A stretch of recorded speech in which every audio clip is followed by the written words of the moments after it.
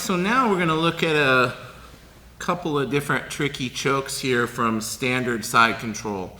So we just have both knees up, chest on chest. Our partner is in their traditional defensive position. Normally they're framing the hip. They have the arm here to try to deflect the head.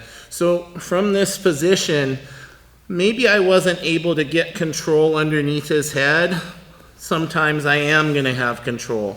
Doesn't really matter on this one. What we're going to do, we're going to start looking to open their far lapel. Okay, so he's here. How I'm going to open the far lapel, I'm going to go thumb in. Okay, so I have thumb inside the lapel, and I'm just going to push it. I just push it to the outside. Now I'll work it back and forth until it comes out of his belt. Now he can have his elbow down here, whatever he's going to do. The material is already under. Okay, we're going to take the end of that material and feed it to our hand. Okay, so for this particular variation, it is important to have the hand under the head because that's where we're going to pass this. Okay, so we're here, feeding the material, giving it to this hand. I want to make sure I'm leaving a piece of material here on the outside of my hand for when I exchange this. We're going to stay very close. I'm going to slightly lift our chest to sneak this arm and drop our shoulder. I'm going to exchange the grip to my near side arm. I'm going to tuck my elbow in front of his body. I don't want to leave my elbow out like this. I tuck my elbow. Right now, my wrist is cutting off the artery on the bottom side of his neck here. My other arm is going to come over, and I'm just going to grab whatever material's here. I close that elbow, and now to finish the choke, this arm that's holding the initial grip is going to slightly start to go pinky down, and this is going to go elbow down to finish the Bravo choke.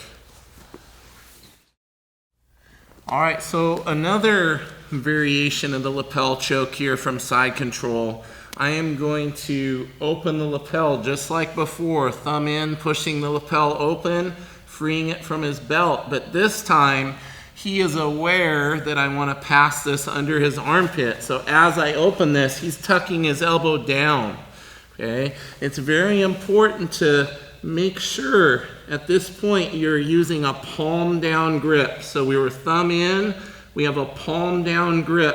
I'm going to leave about 4 or 5 inches of material on the outside of my hand here.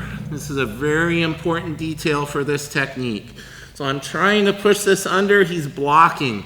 I want to really sell the fact that I want to feed this under. And then I'm going to switch directions. So I'm going to make a little U-turn with this. I'm going to bring it towards me, inward, and flip palm up. So once again, I went here, I'm bringing it towards me, turning it palm up, bringing it in front of his shoulder.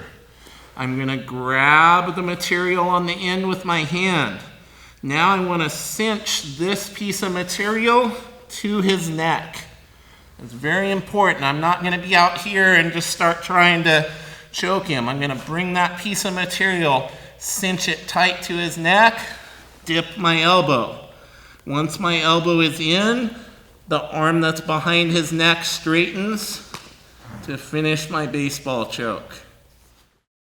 All right, so one last variation here for this lapel choke series. Same as before, thumb in the lapel, opening it up. He's going to block me from bringing this under.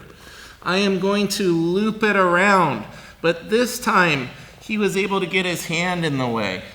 Okay, he's fighting me here. My hand is blocking. I don't have the ability to get that material into his neck. So what I'm going to do, I'm going to release this grip. So I'm going to keep the one that's behind the neck. I'm going to release this grip, and now I'm going to come through, putting the wrist to the neck, cinching this material to his neck, lifting my chest, and extending my arms for an Ezekiel choke.